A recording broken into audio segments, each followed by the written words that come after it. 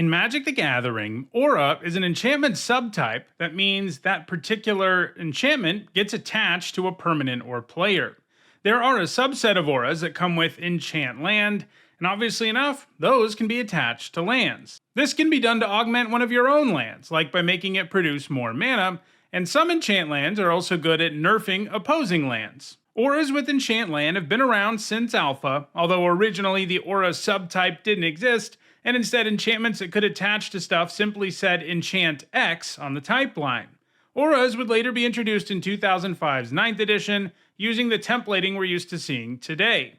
This isn't actually the first time I've done a video on auras with Enchant Land. I did it way back in early 2020, but as you'd expect, this list has changed significantly over the last 5+ years.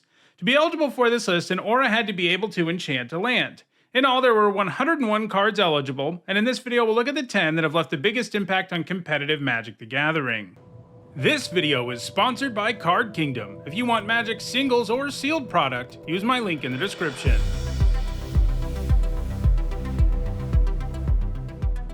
Here's a quick reminder on how I rank cards in these videos. A first tier top 8 is worth 2 points. This includes events like Pro Tours, and a second tier top 8 is worth 1 point. This includes events like Regional Championships. Because this is a top 10 that updates an older one, we're going to start off by looking at the cards that were on the 2020 list that didn't make it this time, starting with Animal Boneyard, which was at number 10 last time. For 2 generic and a white, it gives the enchanted land, tap, sacrifice a creature, you gain life equal to the sacrificed creature's toughness. That's not the most exciting effect ever, but there was once a deck that it was perfect for. A life gain combo deck that was played and extended between 2004 and 2005. These decks look to get Daru's Spiritualist into play. It's a creature that gives a cleric +0/+2 until end of turn when it becomes targeted by a spell or ability, and the Spiritualist is itself a cleric. So if you have a way to target it for free repeatedly, like by equipping Shuko, you can drive its toughness to 1,000,000,000 and then sacrifice it to the Boneyard to gain all that life. However, Animal Boneyard doesn't have any top 8 since 2005, so it's no longer on the list. Next, there's Debtor's Pulpit, which was at number 9 last time. For 4 generic and a white, it gives the enchanted land the ability to tap target creature. That's definitely a lot of mana for a tap effect, but it does kind of make it so your land can remove your opponent's best creature every turn. Debtor's Pulpit was played in the sideboard of control decks in both block and standard. Its main purpose was to deal with the format's best control deck win condition, Aetherling. That shapeshifter could dodge just about any removal spell with its first activated ability, and while it could dodge Debtor's Pulpit, the Pulpit was repeatable, so your opponent would have to dodge it every single turn, which still means it's not attacking or blocking. Debtor's Pulpit doesn't have any top 8 since 2014 though. Next, there's Genju of the Realm, which was at number 8 last time. For 1 of each colored mana, this is a legendary enchantment and it allows you to animate the enchanted land by paying 2 generic to turn it into an 8/12 trampler until end of turn. And when the enchanted land is put into your graveyard, you can return the Genju to your hand. So this makes any land into a pretty serious threat, and the Genju is going to keep coming back unless your opponent destroys it specifically. Its points all came in 2005 in standard Enduring Ideal decks, which look to ramp into the powerful Epic spell, then search up some prison enchantments to lock the opponent out of the game, before grabbing a win condition, and the Genju was one of those. Like the other cards we've looked at, it's been a very long time since it last put up a top 8, so it's not too surprising it lost its spot on the list.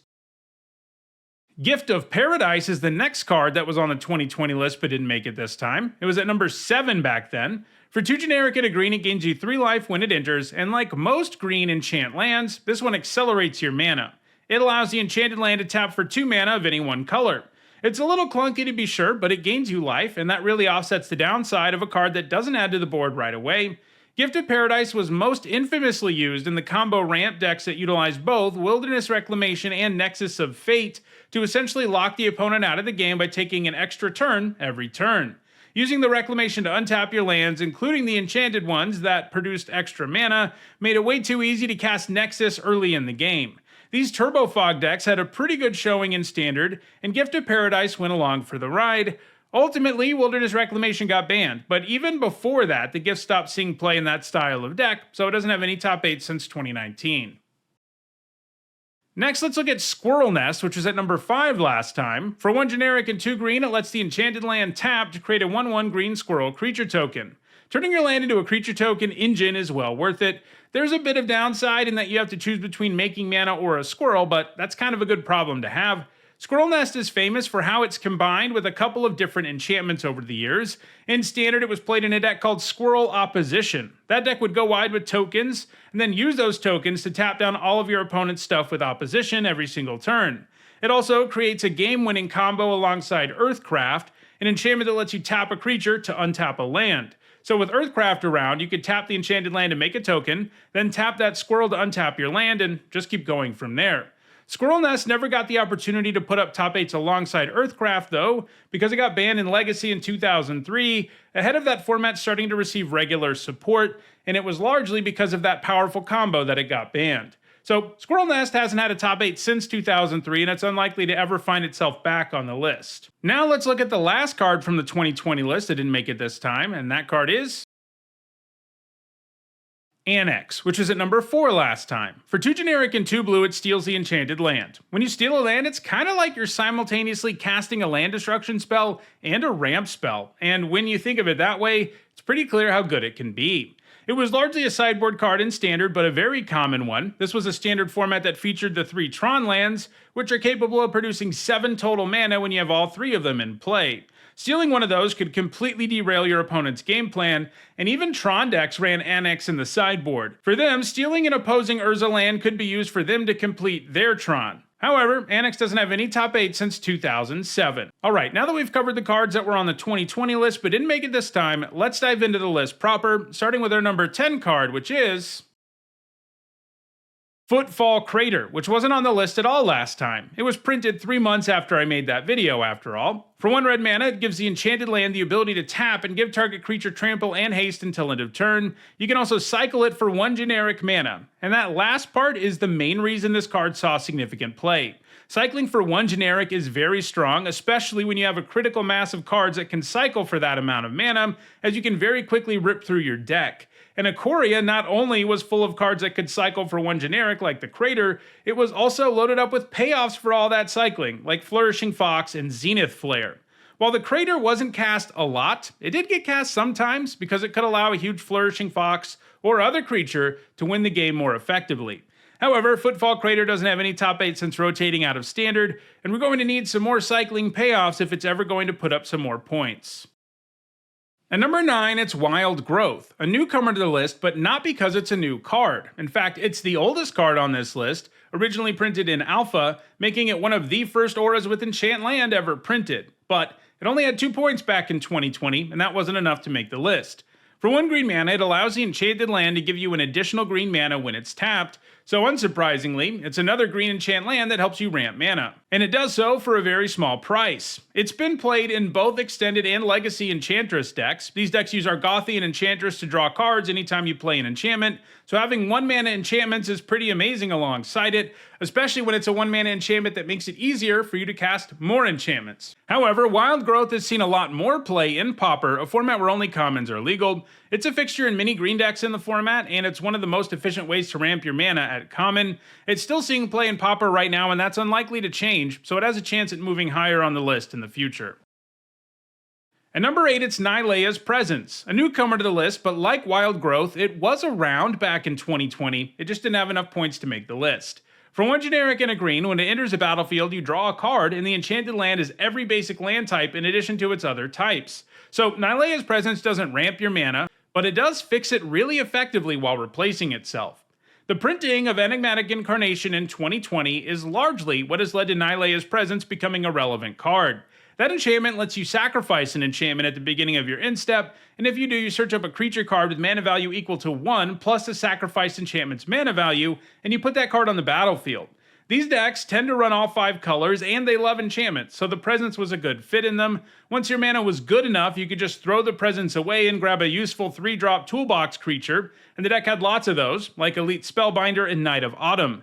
The deck also runs a little bit of domain synergy, which could take advantage of the fact that Nylea's Presence gives you all 5 land types with 1 card, making your leyline bindings a lot better. However, it stopped seeing play in those decks in late 2024 when they moved away from the toolbox angle and focused more on cheating absurd things into play with Incarnation. This was best accomplished with the Duskmourn Overlords, who you could put into play with the Impending mechanic in spite of their high mana value, and then you could sacrifice them to cheat scarier things into play. And one of those Overlords, Overlord of the Hauntwoods, even offers fixing that's comparable to what Nylea's Presence does. While the Presence has seen sporadic play in Pauper and Legacy 2, right now it doesn't really have a home in any format, and it's likely to lose ground on this list in the future. At number 7, it's Utopia Sprawl. It's a newcomer to the list, but it shouldn't be. It had enough points in 2020 to make it. I just overlooked it since it doesn't say Enchant Land, instead it says Enchant Forest, but I think it should be on this list despite being a little more specific about the land it can enchant. Anyway, it costs 1 green mana. When it enters, you choose a color, and when you tap the enchanted land, its controller adds 1 mana of the chosen color. So it's a lot like Wild Growth. It's less flexible about what it can enchant, but more flexible about the kind of mana it produces. Like Wild Growth, it saw play in Enchantress decks and Legacy because it's a cheap enchantment that ramps your mana, and it also sees plenty of play in Pauper, where it's very commonly played in green decks in the format. However, the Sprawl also sees tons of play in Modern, both in Eldrazi ramp decks and Ponza decks. The latter specialize in both ramping mana and disrupting the opponent's mana, and a turn 1 Utopia Sprawl makes it easier for you to cast a turn 2 Blood Moon or Stone Rain, so it's an important card for the deck. And in all cases, it's usually played alongside Arbor Elf, which can untap a forest, which means that one land can produce 4 mana a turn if it has Utopia Sprawl on it. The Sprawl's going to continue to amass top 8s, but it's going to be a while before it claims a higher spot on the list, as the cards in front of it are either more active than it is, or have a huge lead, or both. At number 6, it's Abundant Growth, which was also at number 6 last time. For 1 green mana, it draws you a card when it enters, and it allows the enchanted land to tap for mana of any color. So unlike Utopia Sprawl and Wild Growth, 1 mana enchantments that actively ramp your mana, Abundant Growth only fixes it, but it also comes with a built-in way to replace itself, like Nylea's Presence. While in Block and Standard it was played in Bant aggro decks, it helped the mana in those 3-color decks be a lot better, and in Standard the Bant decks were Aura decks that like to buff hexproof creatures. While Abundant Growth obviously doesn't buff a creature, it did work nicely with the deck's enchantment theme, making cards like Ethereal Armor more potent. It was inactive for a while after rotating, but over the last 5 years it started to see regular play in Modern, Legacy, and Pauper. In both Modern and Legacy it's been played in Yorion decks, which are good at blinking permanents, and Abundant Growth will draw you a card every time you blink it. Yorion eventually got banned in Modern, and Abundant Growth hasn't put up any top 8s in the format since then, but it still sees play alongside Yorion in Legacy. It's also played in Pauper hexproof Aura decks, which are a lot like the standard version of the deck I mentioned earlier. Abundant Growth is still putting up top 8s in Pauper and Legacy, and it could move higher on the list in the future. I just told you about Abundant Growth, so let me tell you about something I'd like to grow abundantly: my subscriber count. If you aren't already subscribed to the channel, do me a favor and hit that subscribe button. I put out several Magic videos every week, so you won't regret it. At number 5, it's Ossification. For 1 generic and a white, it can only enchant a basic land, and when it enters, you exile target creature or planeswalker an opponent controls until Ossification leaves the battlefield. 2 mana for this effect is quite good. It usually costs 3 mana, and it also works nicely that it goes on a land instead of being a creature, since it's less likely your opponent has a land destruction. It does take the right kind of deck construction for this to be playable, but there are plenty of decks that have made this into a very good removal spell because they have lots of basic lands. In both Standard and Pioneer, it's been played regularly in mono-white control and white weenie decks, which don't tend to run very many non-basics, but it was even good enough that Standard 4 and 5 color control decks used it despite not having the most optimal mana bases ever for it.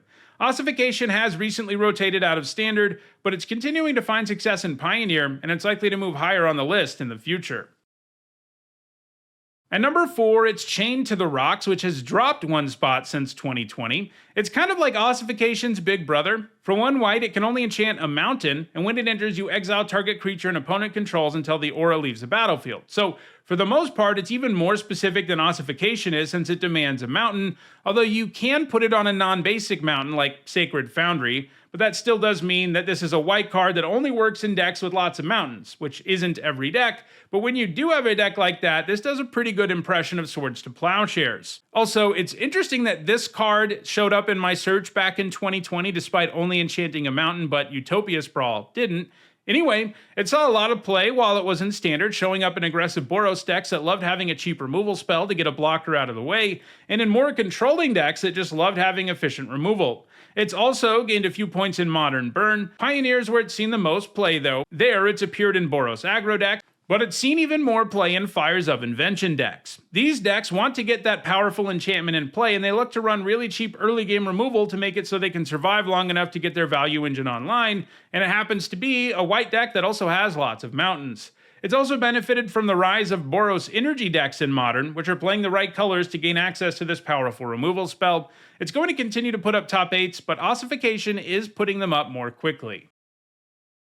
At number 3, it's Wolfwillow Haven. For 1 generic and a green, it makes it so that whenever Enchanted Land is tapped for mana, its controller adds an additional green. So it's 1 more mana than Wild Growth, but it does come with some additional upside because it does something other than sit around on a land, because you can pay 4 generic and a green and sacrifice it to make a 2/2 wolf, but you can only do that during your turn. As nice as Wild Growth and other enchant lands are, sometimes in the late game, drawing one of those, like your Utopia Sprawl, can be pretty bad. So it's nice that this comes with an additional mode that does add to the board.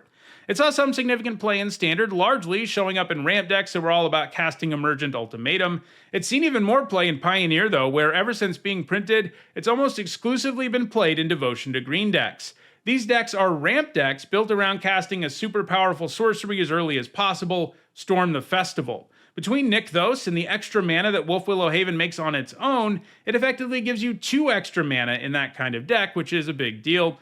Wolfwillow Haven is highly active in Pioneer right now, and that's not going to change, and it's likely to move up at least 1 spot on the list in the relatively near future. For now though, the number 2 card is Underworld Connection, which has dropped 1 spot since 2020. For 1 generic and 2 black, it gives the Enchanted Land the ability to tap, and you pay 1 life to draw a card. 3 mana for a repeatable source of additional cards is powerful, and is the kind of thing that can just win you the game by attrition over your opponent. Most games, the extra cards will let you kill your opponent quickly enough that the life you pay doesn't really matter. That made it a great card for Jund decks when it was in Standard. It saw the most play in Black Devotion decks though, where the 2 black mana in the casting cost brought all kinds of additional value. Most notably, it made your Grey Merchant of Asphodel a lot more potent, and that card also happens to give you more life to pay to draw more cards. It was heavily played in Standard with all of its points coming in that format alone, but in the long run, it's going to lose ground on this list. And at number 1, it's Spreading Seas, which has moved up 1 spot since 2020. For 1 generic and a blue, it draws you a card when it enters and makes the Enchanted Land into an island. Importantly, this takes away all the qualities of the land and makes it only into an island. So it can take someone off of their colored mana and take away all the abilities of the Enchanted Land, so it can interfere with just about any land there is quite effectively, and that's pretty nice when you're also drawing a card. It saw significant play in Standard, frequently as a main deck card, as that format featured several powerful lands, including Valakut the Molten Pinnacle. It didn't hurt that you could also put it on powerful creature lands like Celestial Colonnade and just generally wreak havoc on mana bases either. It was also frequently played in Extended for similar reasons, but non-rotating formats are where it's had the most success, because those are the formats with the most powerful lands, and there are plenty of good ones that Spreading Seas regularly shuts down. It can also be particularly appealing in Merfolk decks, where the fact that they give your opponent an island is a big deal, as it allows your Lord of Atlantis and Master of the Pearl Trident to make all of your creatures unblockable. For a while there, it was also excellent against Urza's Saga in Modern Legacy and Vintage, but a recent rule change for sagas has made it so it's no longer that good of an answer for it. These days, it's still seeing regular play, so it's likely to hold on to its number 1 spot on the list for the foreseeable future. So, those are Magic's best Enchant Land cards. Do you like enchanting lands? If so, check out the description, where you can find a direct Card Kingdom link for each card that appeared in the video. If you want to make sure you catch future videos, don't forget to subscribe. And if you want to catch up on the more than 900 other MTG Top 10s, you should see a playlist on your screen shortly. Thanks for watching.